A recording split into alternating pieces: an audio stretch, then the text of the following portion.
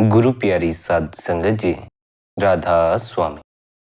प्यारी साध संगत जी, आप सभी के भीतर बैठे कुल मालिक को प्रणाम।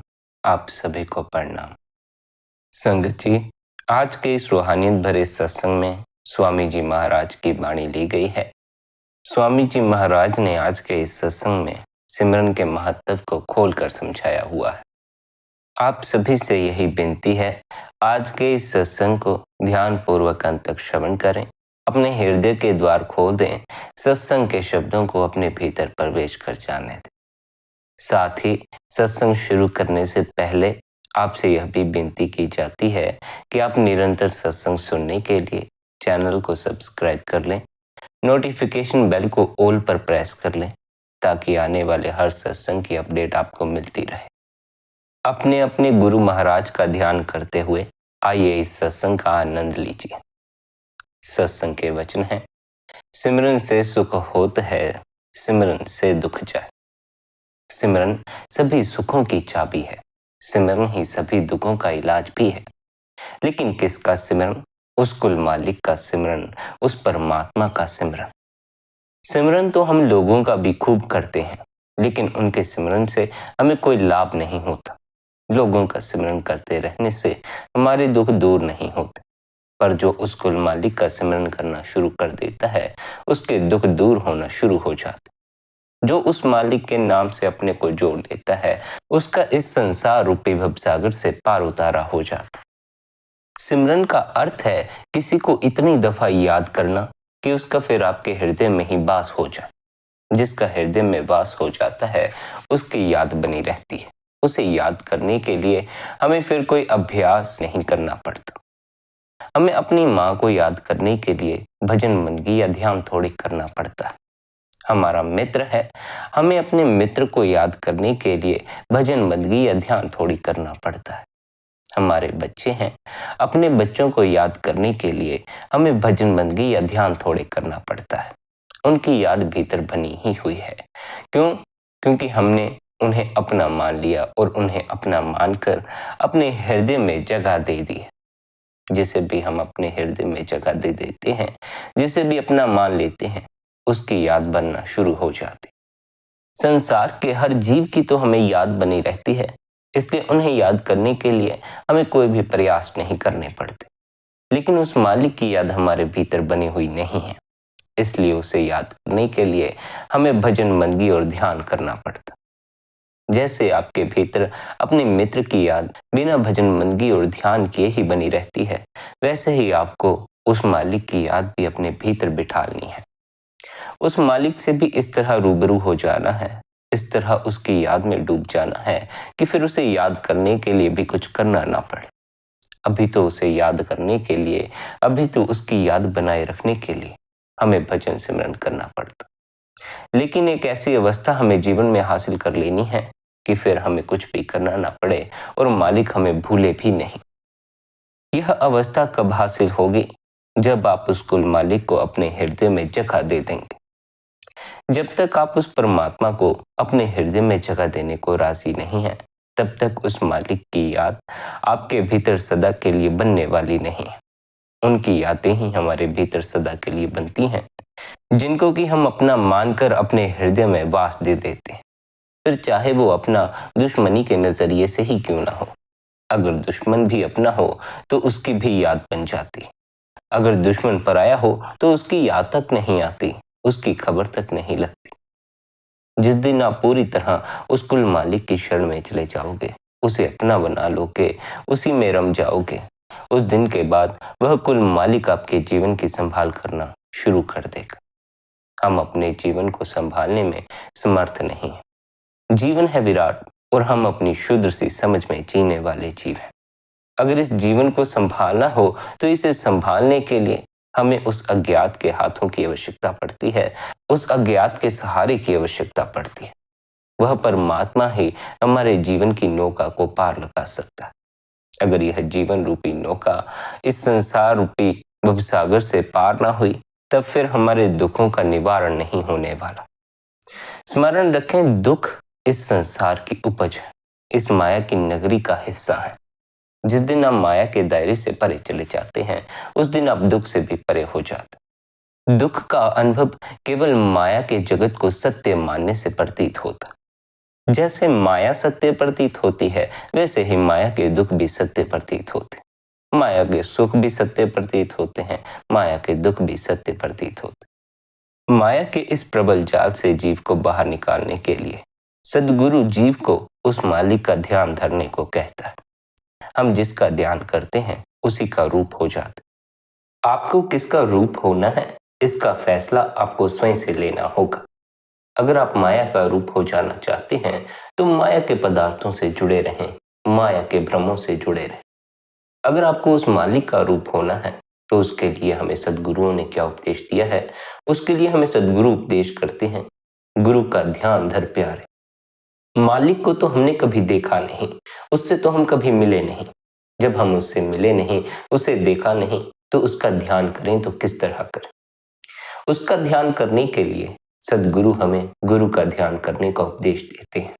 किस गुरु का ध्यान करने का उपदेश देते हैं? उस गुरु का ध्यान करने का उपदेश देते हैं जिस गुरु ने उस परमात्मा को देख लिया हो, जो गुरु उस परमात्मा से जुड़कर उस परमात्मा का ही रूप हो चुका हो।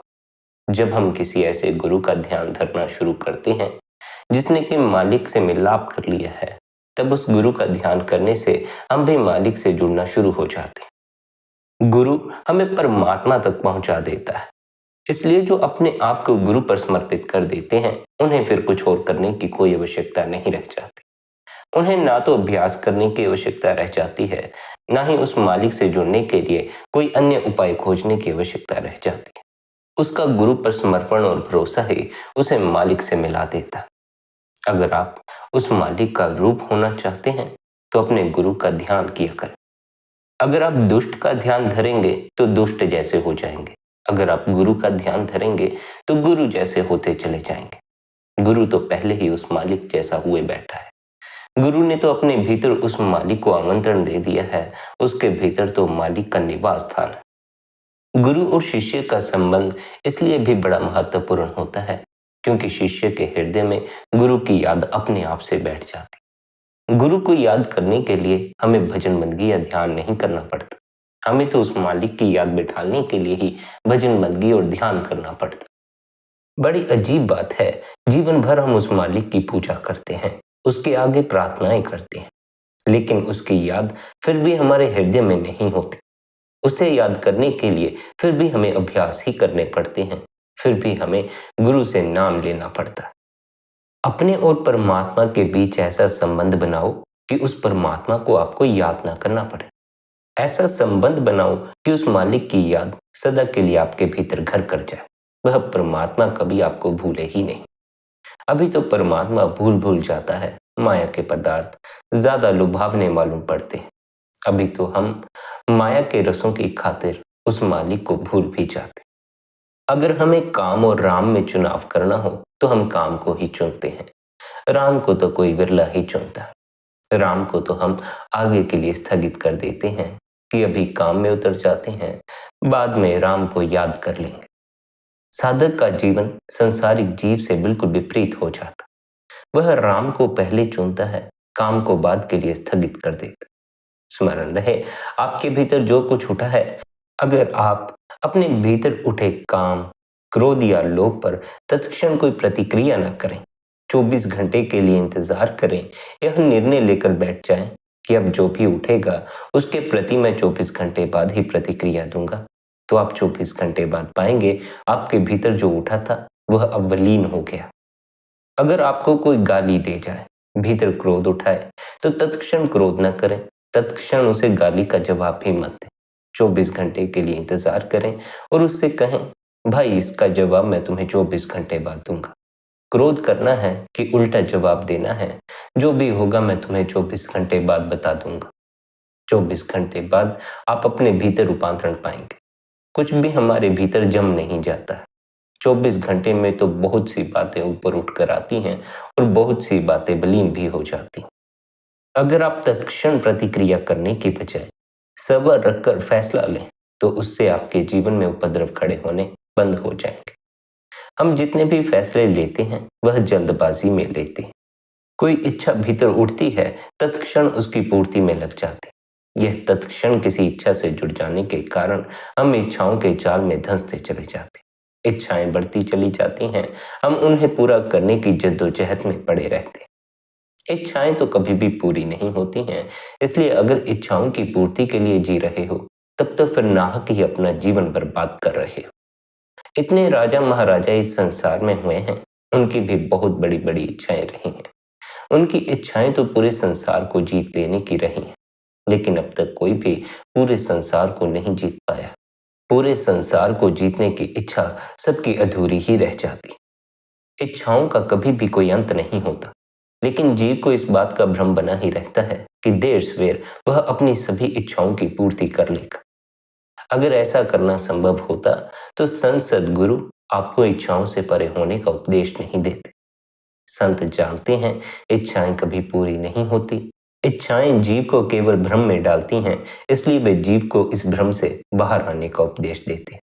अगर हम अपनी इच्छाओं में उलझे रहें तो फिर हम माया के जाल में इस कदर उलझ जाएंगे कि हम सत्य की तरफ कभी ध्यान ही नहीं देंगे। फिर हमारा पूरा जीवन इच्छाओं की पूर्ति में बीत जाएगा और सत्य की हमें कोई भी खबर नहीं होगी। जिसे सत्य की पहचान होती है वह अंत में पछताता नहीं है, उसे किसी भी बात का दुख नहीं होता। जिसे सत्य की पहचान नहीं होती वह अंत में इस बात से भी पछताता है कि मैंने अपना पूरा जीवन इच्छाओं की पूर्ति में बर्बाद कर दिया। हालांकि ये सभी इच्छाएं मुझे केवल भ्रम में डाले बैठी थी, लेकिन फिर भी मैंने इन इच्छाओं को ही सत्य समझा और इनकी खातिर अपना पूरा जीवन लगा दिया। इच्छाओं की पूर्ति के धोखे में पड़ गए तो अपना पूरा जीवन इनकी पूर्ति के चक्कर में ही बर्बाद करते रह जाओगे। फिर सत्य की पहचान के लिए समय नहीं मिलेगा, बंदगी करने के लिए समय नहीं मिलेगा, उस मालिक को याद करने के लिए समय नहीं मिलेगा। अगर उस मालिक को याद करने के लिए समय नहीं निकालोगे तो उस मालिक के करीब पहुंचोगे कैसे, उसमें समाकर उसका रूप कैसे बनोगे। इस बात को सदा स्मरण रखना, जो समय हम इस संसार की याद में बिताते हैं वह तो व्यर्थ चला जाता, लेकिन जो समय हम उस मालिक की याद में बिताते हैं वह कभी भी व्यर्थ नहीं जाता। उस मालिक की याद में बिताया गया एक एक पल आपके लेखे में लिखा जाता है। उसके फलस्वरूप ही वह परमात्मा आप पर नाम की बख्शिश करता है, उस अनहद शब्द की बख्शिश करता है। हम उसी की खातिर समय देते हैं जिसकी हमें चाह हो या जिससे हमारा प्रेम हो।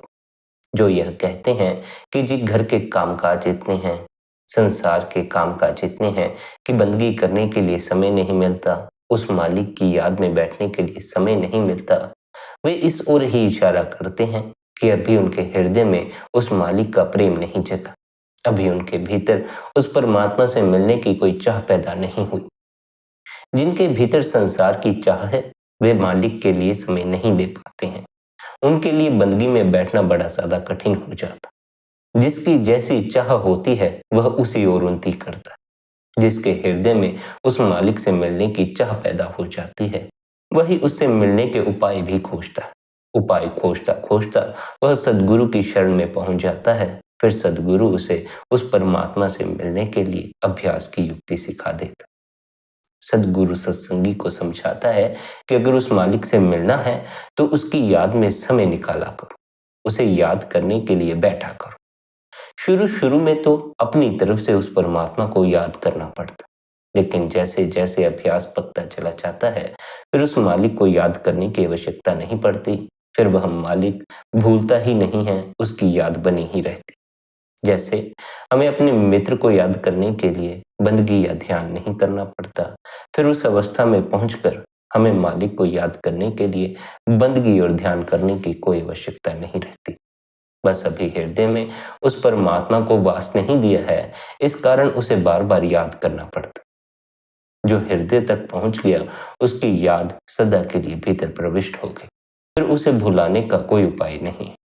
यहाँ यह बात ख्याल रख लेनी आवश्यक है कि जीव अन्य जीवों को तो हृदय में स्थान दे देता है, लेकिन उस मालिक को हृदय में स्थान नहीं देता। उसके पीछे का कारण यह है कि अभी भीतर मैल भरी पड़ी है, अभी गलत तरह के विचार, गलत तरह की वासनाओं के शिकार हुए बैठे। गलत विचारों से भरा हुआ जीव, मलिनता से भरा हुआ जीव परमात्मा के रूबरू होने में शर्म अनुभव करता है, परमात्मा के रूबरू होने में उसकी आंखें झुक जाती। इसलिए हम उस परमात्मा को अपने भीतर जगह नहीं देते हैं, क्योंकि यदि हमने उसे अपने भीतर जगह दे दी तो हमें अपने ऊपर ही शर्म आनी शुरू हो जाएगी।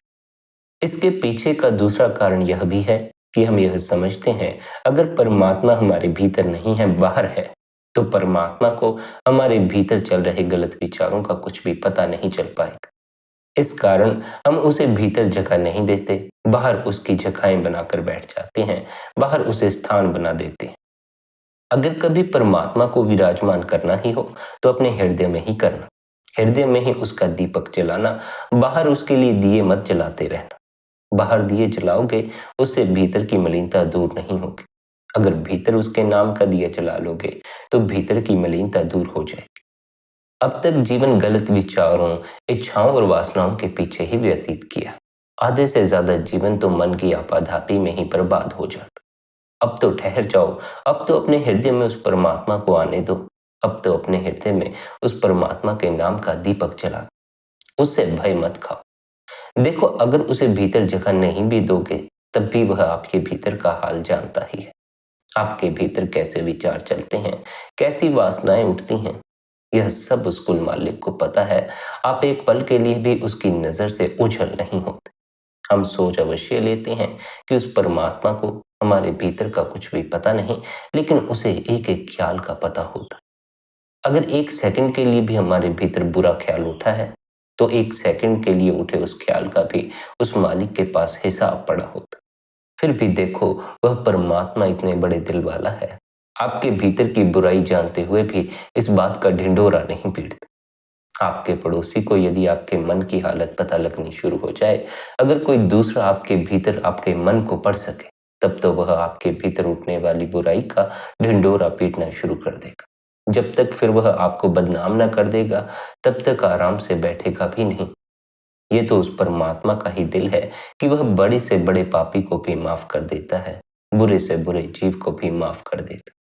उसके लिए कोई बुरा नहीं है, उसके लिए तो सभी उसके बच्चे ही हैं। वह तो सभी से प्रेम करता ही है, लेकिन उससे प्रेम करने वाले बड़े विरले जीव मिलते हैं। ऐसे विरले जीवों की जो संगत में चला जाता है, वे भी उन विरले जीवों की गिनती में शामिल हो जाते।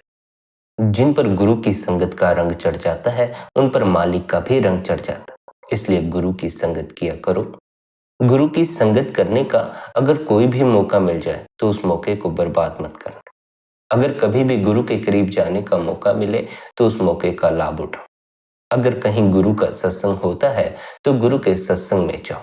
गुरु के सत्संग में जाने से न केवल सत्संग द्वारा हमें लाभ पहुंचता है, बल्कि गुरु के भीतर से जो आनंद की किरणें बिखरती हैं, वे किरणें हमें अपने आप से घेरना शुरू कर देती। गुरु के करीब बैठकर हमें आनंद में डूबने के उपाय नहीं करने पड़ते। गुरु के करीब पहुंचते ही हम आनंद में पहुंच जाते। हमें हर तरफ से फिर आनंद की किरणें घेरना शुरू कर देती। इसलिए यदि कभी भी आपके पास जीवन में ऐसा अवसर आए कि आपको अपने गुरु की संगत करने का मौका मिले, चाहे फिर सत्संग द्वारा मिले या सेवा द्वारा मिले, इस मौके का लाभ उठा लें। जितना समय आप गुरु की संगत में बिताएंगे, उतनी ही आपके हृदय भी शुद्ध होता चला जाएगा। आपकी जो समझ है उसमें भी परिवर्तन आना शुरू हो जाएगा। आपका जो जीवन है उसमें भी परिवर्तन आना शुरू हो जाएगा। गुरु की संगत करते करते ही कब जीवन बदल जाता है, इसकी खबर भी नहीं लगती। जैसे शराबी की संगत करते करते कब शराब से नफरत करने वाला भी शराब पीना शुरू कर देता है, इसका पता नहीं चलता। उसी तरह गुरु की संगत करते करते कब हम उस मालिक के रंग में रंग जाते हैं, इसकी हमें कोई खबर नहीं लगती। जब हम उस मालिक के रंग में रंग जाते हैं तब हम हैरान होते हैं कि हमने तो कोई अभ्यास भी नहीं किया, कोई बंदगी भी नहीं की, यह चमत्कार कैसे हो गया। यह तो गुरु की संगत करने का नतीजा। अगर आप केवल जीवन में गुरु की संगत भर भी कर लें, बिना कोई सवाल किए गुरु को समर्पण कर दें, बिना किसी मतलब के लिए गुरु की सेवा करें, तो फिर आपको कुछ भी और करने की कोई आवश्यकता नहीं रह जाती।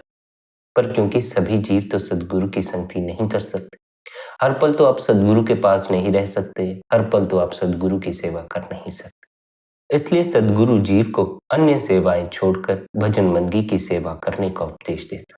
सदगुरु कहता है, ऐ प्यारे, अगर तू यह इकलौती सेवा भी कर ले तो इसके अतिरिक्त तुझे कुछ और करने की कोई आवश्यकता नहीं। अगर कुछ कठिन है तो भजन बंदगी की सेवा करना ही है। भोजन की सेवा करना भी आसान है, साफ सफाई की सेवा करना भी आसान है, अन्य सभी सेवाएं आसान हैं, लेकिन भजन बंदगी की सेवा आसान नहीं। जो भजन बंदगी की सेवा कर जाता है उसका तो फिर पार उतारा हो जाता, उसे फिर कभी भी इस माया की नगरी में लौट कर आने की आवश्यकता नहीं रह जाती। यह माया की नगरी दुखों का घर है। यहाँ जो भी आया है उसने दुख ही उठाया है। हम सोच लेते हैं कि देर सवेर सुखी हो जाएंगे, लेकिन सोचते ही रह जाते हैं। सभी सुखी होने के संबंध में सोचते ही रह जाते हैं, सुखी कोई भी नहीं हो पाता। सोचने से सुख का भला क्या संबंध है? सुख का संबंध तो होने से है। जैसे दुख होता है तो दुख के होने का पता भी चलता है, उसके बारे में सोचना थोड़ी पड़ता। लेकिन सुख के बारे में हम जीवन भर सोचते रह जाते। क्यों सोचते रह जाते हैं? क्योंकि सुख है नहीं। अगर होता तो फिर हमें उसके बारे में सोचने की आवश्यकता नहीं पड़ती, फिर हम सुखी हो ही जाते। सुखी होने का संबंध मन से नहीं है, पर हमारा जो जीवन है वह मन के अधीन जीवन है। हम जो जीवन भर करते हैं वह मन के कहे करते हैं। मन जहाँ कहता है सुख है, वहीं हम सुख को खोजते हैं। पर यह मन हमें कभी भी इस सत्य को पता नहीं लगने देता कि जब तक मन है तब तक सुख है ही नहीं है। जब तक आपके भीतर मन मौजूद है तब तक आप दुख का अनुभव करते ही रहेंगे। इसलिए इस मन से ऊपर उठना। जिस दिन इस मन से ऊपर उठ गए उस दिन फिर सुख ही सुख है, उस दिन फिर कोई दुख नहीं। आपको दुख का अनुभव इसलिए होता है क्योंकि भीतर विचार दौड़ते रहते हैं। विचार इतनी गति से दौड़ते हैं, एक के बाद एक ऐसे ऐसे विचार भीतर आकर खड़े हो जाते हैं कि हम उन्हीं में लीन हो जाते। यूं तो विचार सत्य नहीं होते, लेकिन विचार में लीन हो जाने से वे भी सत्य मालूम पड़ने शुरू हो जाते। हम अपनी तरफ से जो कल्पनाएं करते हैं वे होती तो कल्पनाएं ही हैं, पर क्योंकि हम उनमें लीन हो जाते हैं तो वे सत्य मालूम पड़ते। आप देख लें, हमें अपने भविष्य का कुछ पता थोड़ी होता। हम कभी भी अपने भविष्य का कोई अंदाजा नहीं लगा सकते। कल क्या हो जाएगा इसका हमें कुछ भी पता नहीं होता, लेकिन फिर भी हम अपनी तरफ से भविष्य की कल्पनाएं करते हैं, भविष्य के विचार करते हैं। जब हम भविष्य की कल्पनाएं या विचार करते हैं तब हम उन विचारों को, उन कल्पनाओं को सत्य के रूप में ही देखते हैं। हम पूरा पूरा विश्वास करते हैं कि ऐसा ही होगा, लेकिन वैसा कुछ भी नहीं होता। हम अपने विचारों को सत्य तो समझ लेते हैं, अपनी कल्पनाओं को सत्य तो समझ लेते हैं, लेकिन जब बात आती है जीवन की तो हमारे जीवन में वैसा कुछ भी नहीं होता। जीवन में जो होता है वह हमारे सोचे गए से विपरीत होता है। सोचते हैं सुखी जीवन जिएंगे, दुखी जीवन जीकर चले जाते। सोचते हैं स्वस्थ जीवन जिएंगे, रोगों से भरा हुआ जीवन जीकर चले जाते। हमारा इस सोचने का और जीवन में होने वाली घटनाओं का आपस में कोई तालमेल नहीं बैठता। इसलिए सदगुरु क्या कहता है, भविष्य की कल्पनाएं मत करो, विचारों के भरोसे मत बैठे रहो। इनके भरोसे बैठे रहे तो जब जीवन में विपरीत घट जाएगा फिर पीड़ा का अनुभव करोगे। हमारी पीड़ा है किस बात की है? इसी बात की है कि हमने जो जो चाहा था सब उसके विपरीत होता रहा है। हम चाहते थे ऐसा हो कुछ और ही गया। हम चाहते हैं जीना, लेकिन मौत के करीब पहुंच जाते। हमारे चाहने का कोई मूल्य नहीं है, इसलिए अपनी चाह को भी छोड़ दो। ना केवल सांसारिक चाह छोड़ दो, बल्कि परमात्मा की चाह भी छोड़ दो। हालांकि पहले जब परमात्मा की तरफ कदम उठेंगे तो चाह के कारण ही उठेंगे। जैसे संसार में हमें धन की चाह हो तभी हम धन कमाते हैं, वैसे ही अगर भीतर परमात्मा से मिलने की चाह हो तो हम परमात्मा की तरफ गति करना शुरू कर दें। पर इस यात्रा में आगे चलकर जीव को अपनी चाह भी छोड़ देनी पड़ती। जब तक जीव चाह नहीं छोड़ता उसका मालिक से मिलाप नहीं होता। क्यों? क्योंकि मालिक हर तरह की चाह से मुक्त है। जिसे उसका रूप होना हो उसे भी हर तरह की चाह से मुक्त होना पड़ता। जो उपाय आपकी भीतर की यात्रा में आपके लिए सहायक हो उन उपायों से भी चिपक मत जाना, उन उपायों से भी ऊपर उठते चले जाना। हमें जीवन में ऐसी अवस्था हासिल करनी है जहां बिना कोई उपाय किए, बिना कोई साधना किए भी हमें परमात्मा के होने का अनुभव होता हो। बिना कुछ किए भी हमें उसके भीतर होने का अनुभव होता हो। अभी तो हम ऐसी अवस्था में हैं कि हमें सिमरन करना पड़ता है, ध्यान करना पड़ता है। तब कहीं जाकर हमें उसकी मौजूदगी का अनुभव होता, वरना तो हमें मन की मौजूदगी का ही अनुभव होता रहता है, वरना तो हम ख्यालों में ही खोए रह जाते। पहला कदम तो यही है कि साधना करो, लेकिन दूसरा कदम यह है कि उस साधना से भी ऊपर उठ जाओ। पहले तो उस मालिक को याद करो, लेकिन ऐसी अवस्था तक पहुंचो जहां उस मालिक को याद ना करना पड़े, उसकी याद भीतर बनी ही रहे। उसकी याद भीतर सदा बनी रहे, उसके लिए हमें उस मालिक को भीतर जगह देनी पड़ती। उसे भीतर जगह देने के लिए आप इस बात की फिक्र छोड़ दें कि आपके भीतर कैसे विचार चलते हैं या आपका मन कितनी मैल से भरा है। आप जैसे भी हैं वैसे ही उस मालिक के सामने पेश हो जाए। आपके भीतर जो कूड़ भरा है उसे मालिक से छिपाने के प्रयास में ना लगे। अगर आप उसे मालिक से छिपाने की कोशिश करेंगे तो फिर आपके भीतर के कूड़ को साफ करेगा कौन? वह मालिक ही तो आपके भीतर की मैल को साफ करता, लेकिन वह उनके भीतर की मैल ही साफ करता है जो सच में अपने भीतर की मैल को साफ करवाना चाहते, जो सच में मन से ऊपर उठना चाहते हैं।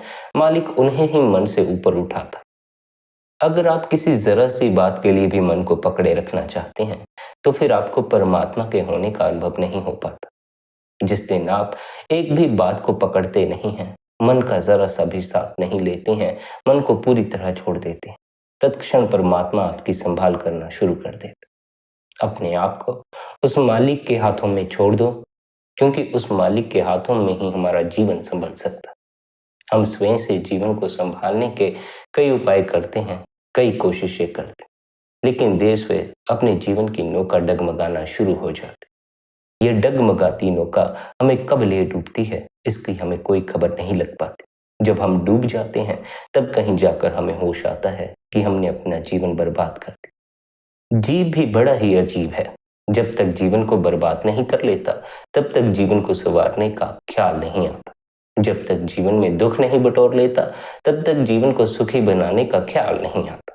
जब तक जीवन में दूसरों से धोखे नहीं खाता तब तक मालिक की शरण में नहीं जाता। हम दूसरों से कुछ भी नहीं सीखते हैं। हम तब तक कुछ भी नहीं सीखते जब तक हमारे साथ कुछ बीत नहीं जाता। जो समझदार होते हैं वे दूसरों के जीवन को देखकर ही अपने जीवन को संभाल लेते हैं। वे दूसरों की गलतियों से भी सीख लेते हैं। वे दूसरों की गलतियों पर उन्हें गलत नहीं कहते हैं, बल्कि उनकी गलती से सीख लेते हैं और अपने आप को ऐसा बनाते हैं कि कभी हमें ऐसी गलती ना करनी पड़ जाए। आपके आसपास जो लोग हैं उनके जीवन को देखो और उनसे सीख लो। अगर किसी के जीवन में दुख है तो वही चीजें आप भी मत करते रहना जो वह जीवन भर करता रहा।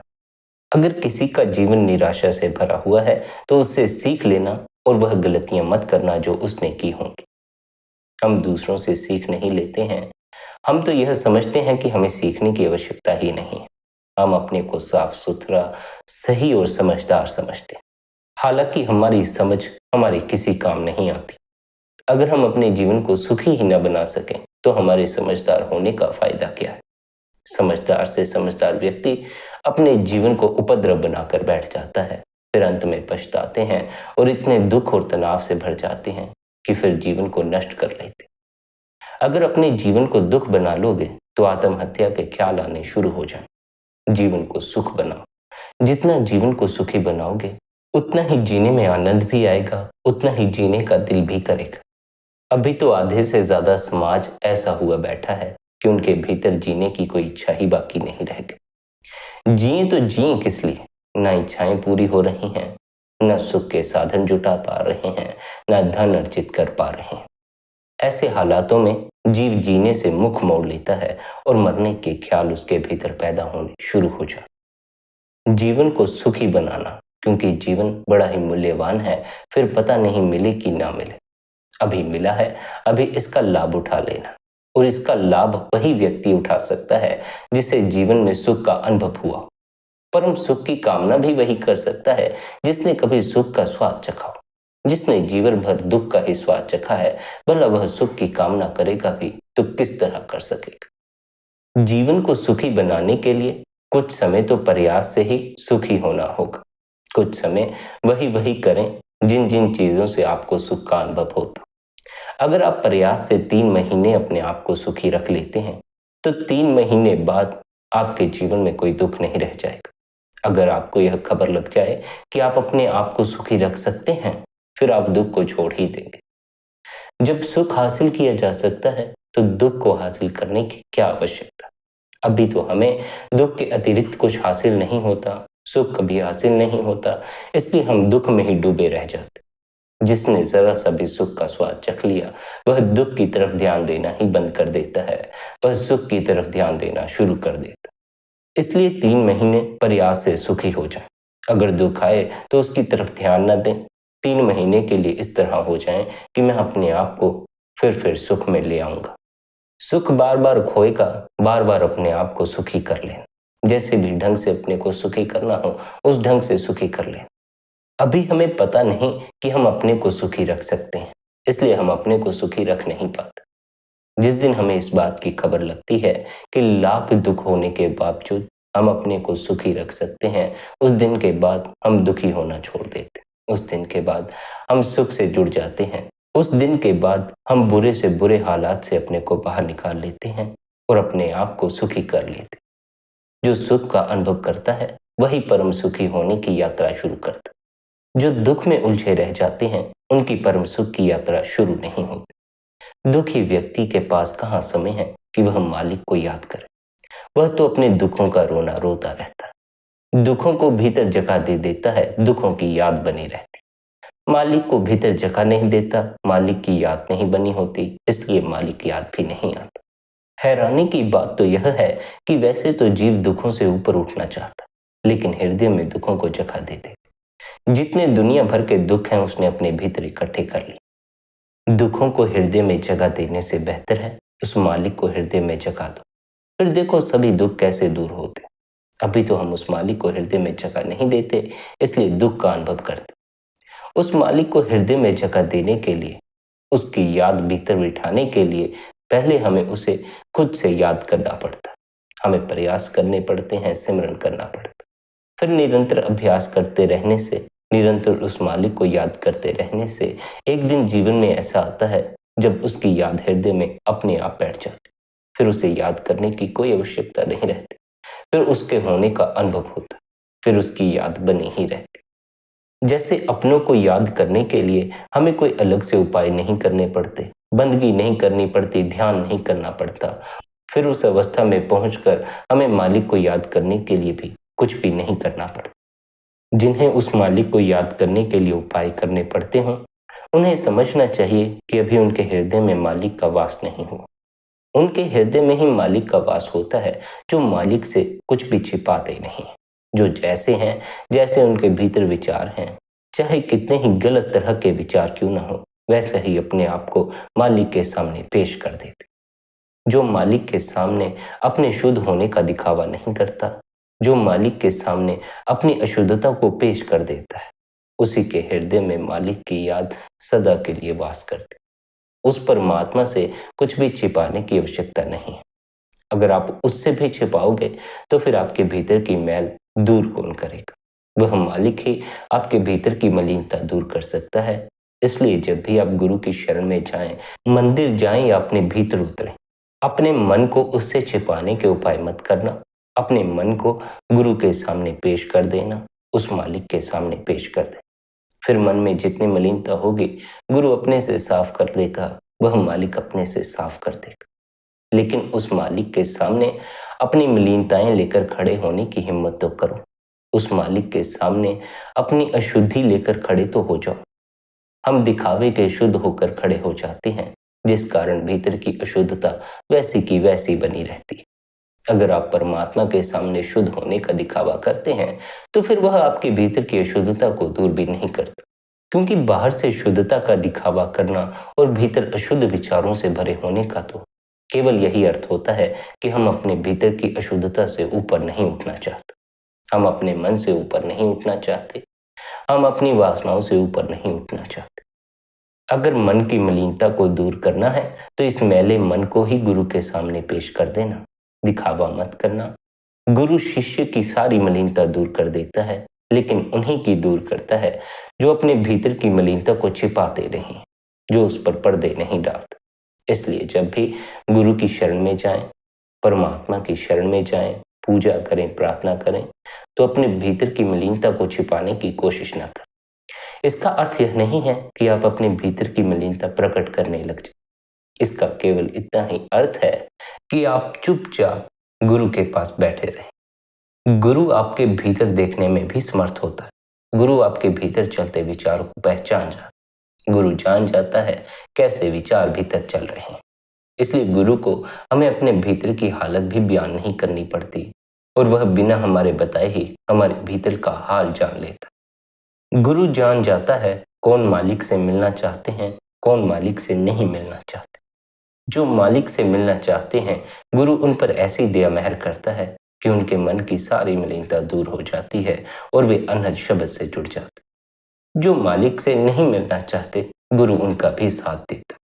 गुरु किसी का भी साथ नहीं छोड़ता। गुरु अपने शिष्यों की सदा संभाल करता है। वह आपकी संभाल भी हर पल कर रहा है। आपको बस अपने सद्गुरु पर भरोसा रखना है और उस पर भरोसा रखकर आप अपने जीवन को जिएं। फिर देखें आपका सद्गुरु आपके जीवन की कैसे संभाल करता। सद्गुरु पर भरोसा होना चाहिए, सद्गुरु से प्रेम होना चाहिए, क्योंकि भरोसा और प्रेम ही हमें गुरु के हाथों अपने जीवन को सौंपने की ताकत बख्श सकता है।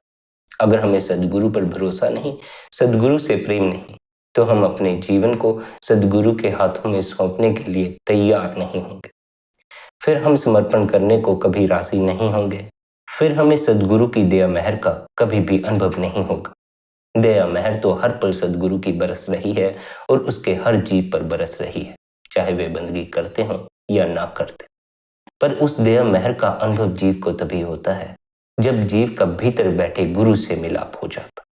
जब तक जीव को भीतर बैठे गुरु का दर्शन नहीं होता, तब तक जीव को गुरु की असल ताकत का अंदाजा नहीं होता। भीतर बैठा गुरु कौन है, उस तक हम कैसे पहुंचते हैं, इसके बारे में कल के सत्संग में विस्तार पूर्वक समझाया जाएगा। आपसे यही विनती है कि कल यानी 25 अगस्त का सत्संग भी अवश्य सुने जी। आज के इस सत्संग को यहीं पर विश्राम देते हैं। इतने प्रेम और प्यार से आपने सत्संग को सुना, उसके लिए आप सभी का धन्यवाद। संगत जी, यदि आज का यह सत्संग आपको अच्छा लगा हो तो आज के इस सत्संग को आप अपने मित्रों और संबंधियों के साथ शेयर भी कर सकते हैं। साथ ही आप शबद सत्संग चैनल को सब्सक्राइब करके नोटिफिकेशन बेल को ऑल पर सिलेक्ट कर सकते हैं। बाकी आपकी अपनी मौज है। अपना ख्याल रखें, सबके प्रति भीतर भले की कामना रखें। इतने प्रेम और प्यार से सत्संग सुनने के लिए आप सभी का धन्यवाद। राधा स्वामी जी।